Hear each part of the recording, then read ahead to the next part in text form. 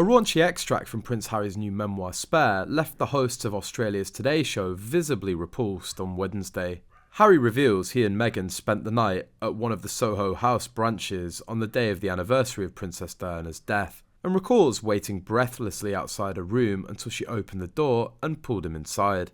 Co-anchors Brooke Boney and Alex Cullen gagged as they listened to reporter Lara Vella read the cringeworthy passage aloud live on air. I knocked and suspended breathing while I waited. The door flew open. That smile, Vella began, quoting Harry's account of the tryst. Her hair was partly covering her eyes. Her arms were reaching for me. She pulled me inside and thanked a friend in one fluid motion, then slammed the door quickly before anyone saw. The cameras cut to Boney and Cullen wincing with second-hand embarrassment. Vella pushed on. I want to say we hung a do not disturb sign on the door, but I don't think there was enough time. Boney squealed and recoiled in horror at Harry's racy revelation, as Cullen blurted out, "Is this a Mills and Boon novel? Is this R-rated? Pwah." Composing herself, Boney added, "In the audiobook he reads that, so imagine him saying that in his voice in your ear. You're driving along in the car, maybe going for a walk with the dog, and Harry's saying that," she continued before lurching forward and gagging. "You're pulling over for that bit," Cullen suggested, as Boney added, "I think I'm going to be sick." That's a whole different version. In the book, he sees Meghan, asks a mutual friend who the beautiful woman is. The friend tells Meghan, so Meghan scopes his Instagram. Lots of pictures of Africa, she loved apparently, and reaches out to him. Then they spend the whole night of Diana's birthday falling in love.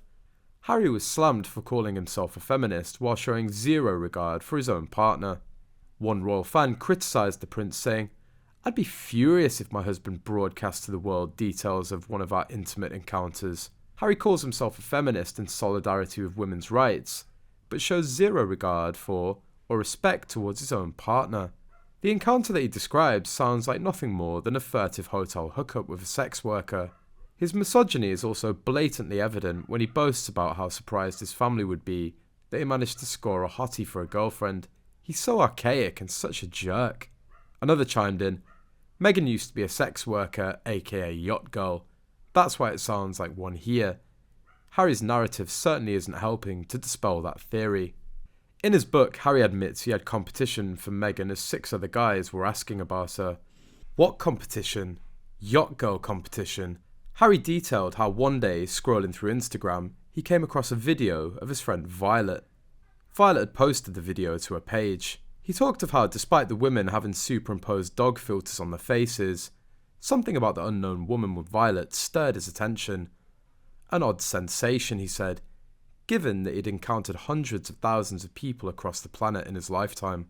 Saying there was some sort of energy about the woman, he got in contact with Violet to ask after her, hoping to get her details.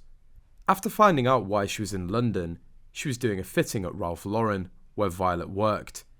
Who she was and her career as an actress, Violet offered to connect the pair and asked whether she could pass on Harry's Instagram username to Meghan. Of course, he replied. Before this, however, Harry revealed that Meghan had multiple men asking after her. "Who is this woman?" he'd asked Violet, to which she replied, "Yeah, I've had 6 other guys ask me about her. In fact, there were no other dudes. Even Ashley Cole wouldn't touch her."